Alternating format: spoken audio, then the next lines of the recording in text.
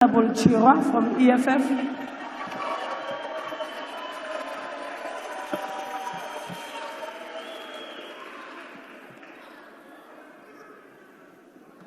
Thank you very much, Chairperson. Greetings to the Commander-in-Chief of the EFF, Julius Sello Malema, EFF officials, commissars, the leaders of the Progressive Caucus, and sympathizers of the revolutionary movement in Africa that turns 11 years old on the 27th of July.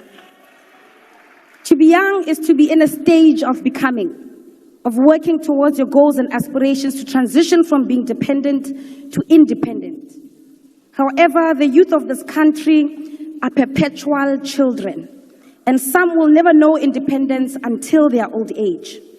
At the realization of how doomed we are under your leadership, Mr. President, thousands continue to give in to Nyaupe, and young women and girls amount to bottle girls for you and your friends at the peak of their vibrancy and zeal for life and prosperity. We live with our parents, and finding a 40-year-old man asking his mother for bread is more common than otherwise. This phenomenon is known as the Ramaphosa economy. Joblessness, poverty, and constantly questioning if we are truly the young adults of today. In 2018, Mr. President, you launched a jobs summit and promised the youth of this country 275,000 jobs per year. You failed. In 2019, you promised 2 million jobs and an end to hunger, halving of crime, and empowering the school curriculum where a 10-year-old will be able to read for comprehension. You failed. In 2020, you unveiled a 100 billion rand fund to create jobs in the public sector for the youth. You failed. You launched the NSP against GBV and femicide, and 4 years later, on the eve of elections 2024, the murderer of Kirisaleti Elsin Donje was granted bail of 2,000 rands. You failed. In 2021, you spoke about building new cities, and the National Youth Development Agency would fund 1,000 young entrepreneurs in 100 days. You failed. In 2022, plagued by your own failures over the years, you promised the National Youth Service would create a modest 50,000 jobs in its first phase. You failed.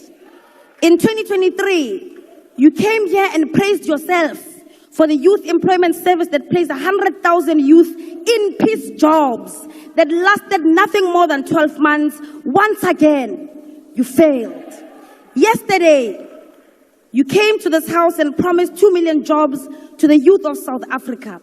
It is thus fair and deliberate to then say that this time next year, the result will once again be not achieved and failed. When you became president in 2018, youth unemployment was sitting at 43%. And nearly 7 years into your presidency, youth unemployment currently sits at 45% for individuals aged 15 to 34, and a whopping 59% for young people aged 15 to 24. Your presidency is characterized by many promises and many failures. It is now apparent that as the youth of today, we must ready ourselves psychologically like the youth of 1976 for the biggest fight against the establishment. The establishment has charged you, Mr. President, at the forefront as the weapon that is formed against us. The youth of today, like Nelson Mandela, who is now hailed as an icon of peace, must be ready to be called terrorists. We must be ready to be called criminals. We must be ready to be jailed for crimes we did not commit.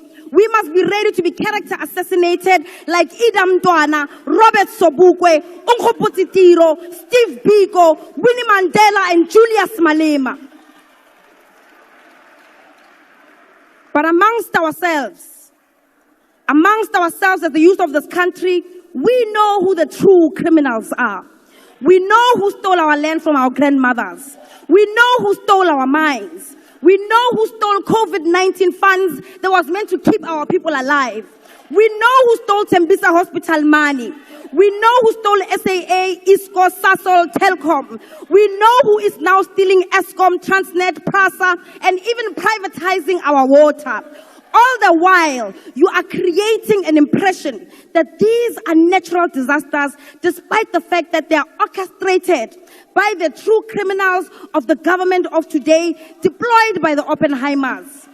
We know who stole the money that is meant to eradicate pit toilets in the Eastern Cape. We know who stole NSFAS money. We know the mafias of the Steenhof heist. We know the thugs of the Skills Development Fund. And we definitely know who the #1 money launderer is.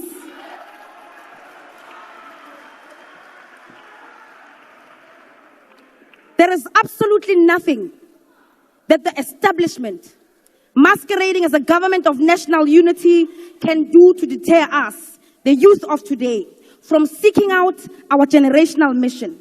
The government of the ANC has not fooled all of us.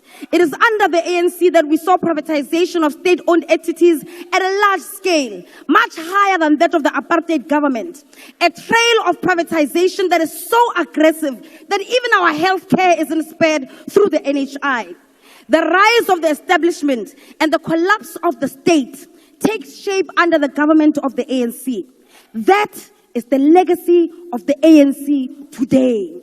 The positive outcomes of all of this neoliberal facade of the government of the day is that we now rightly characterize the neoliberal agenda encompassing of all its participants who are part of the GNU coalition. We now know who the enemy of economic freedom is. Even if in the past they pretended to be a part of us and spoke like the forefathers of the emancipation movement. The battle lines have been drawn. It is the subject of the Oppenheimer, the GNU coalition versus the people of South Africa. The youth of this country will continue to chant economic freedom in our lifetime. We will continue to present bills in this house that call for expropriation of land without compensation. We will continue to call for nationalization of mines, banks, and other strategic sectors. We will push back against your corruption and hold the captains of the ruling class accountable. We will fight for the scrapping of student debt and continue to call for quality, free, and decolonized education in our lifetime. We will continue to call for free healthcare, housing, water, and sanitation. We will continue to remind you that the young people in this country deserve real jobs. Internship is 6 months. We want industrial development, insourcing of security guards and cleaners, free pads, Mr. President, and all those rent manipulators to be arrested and to rot in jail. The people's power is rising in Africa, and we will not be left behind. Thank you, Honorable Member. I will now call upon the